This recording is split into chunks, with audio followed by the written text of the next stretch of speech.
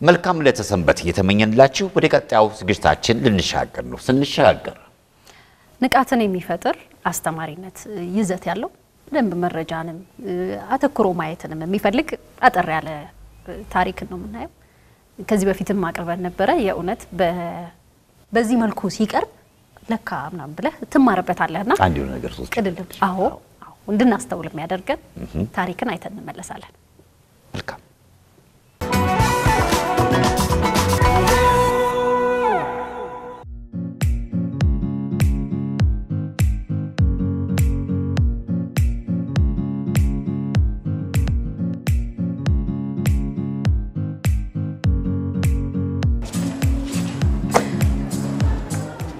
አናጠናሽ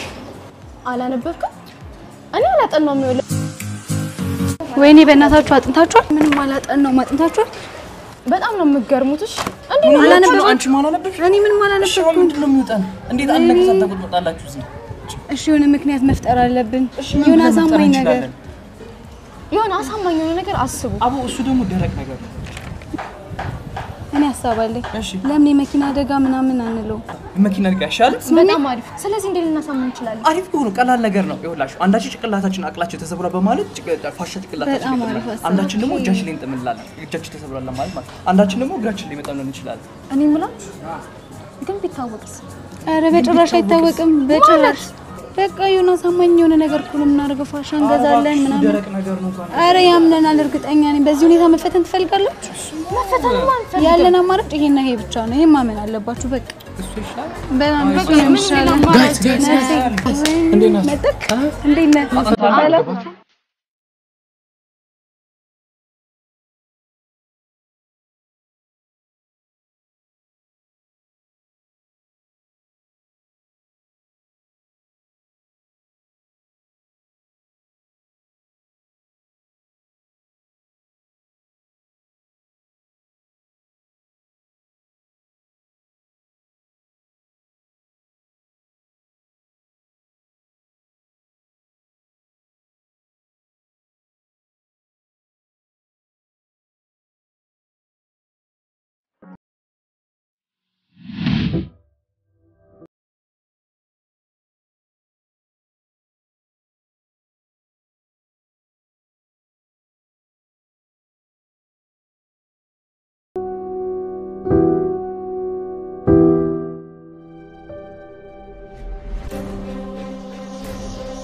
ምን ሆናችሁ ትንሽ የመኪና አደጋ ደረሰብንና እንደጋጣሚ መቼ ትናንትና አላት የት እዛ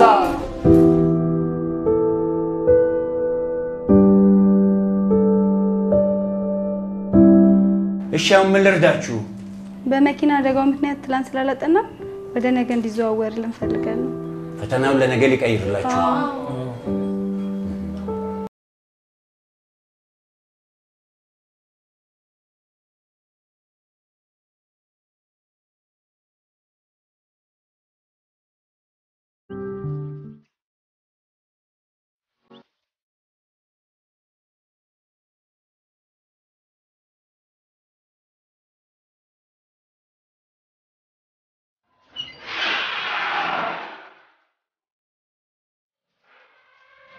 ባንዲ ቀን ተሽሏችሁ መጣችሁ አዎ ትንሽ አይደለም ሰፈራችን አልቆዲሻ ነበር እዛ ሄደን ታሸን የኔ ደግሞ ትንሽ ጭላት ነበረችና ያው ደህና ነው ብሎኝ መለሱኝ የኔ ደግሞ ለምታ ነበረች ባንዲ መለሱ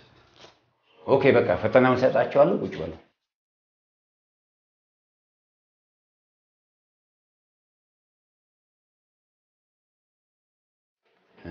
ኦጌሻ ቤትና ሐኪም ቤት ስለቆያችሁ ፈተናውን ቀለል አድርጌ አምጥቻለሁ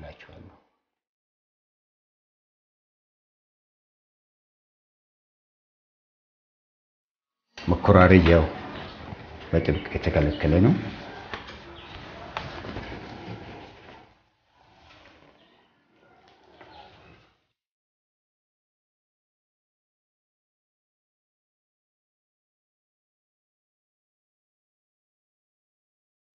መታየትም ሆነ መኮራረጅ አይቻልም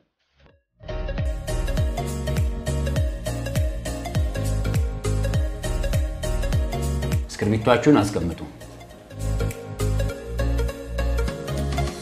የመጀመሪያው ጥያቄ 10 ነጥብ ነው ያለው እሱም ስም ከነ አያት መጽሐፍ ነው። ሁለተኛ ጥያቄ 90 ነጥብ ነው ያለው አነባዋለሁ። በትናንትናው ዕለት ምን አይነት የመኪና አደጋ ነው የገጠማችሁ? የመጀመሪያው ምርጫ አንብቢልኝ። የምንሄድበት መኪና ከሌላ መኪና ጋር ተጋጭቶ የምንሄድበት መኪና በፍጥነት ምክንያት ተገልብጦ መንገድ ስንሻገር ተገጭተን የምንሄድበት መኪና ከሴቶች እንጨት ጋር ተጋጭቶ የፈተና ሽቶቻችሁን ስጡ።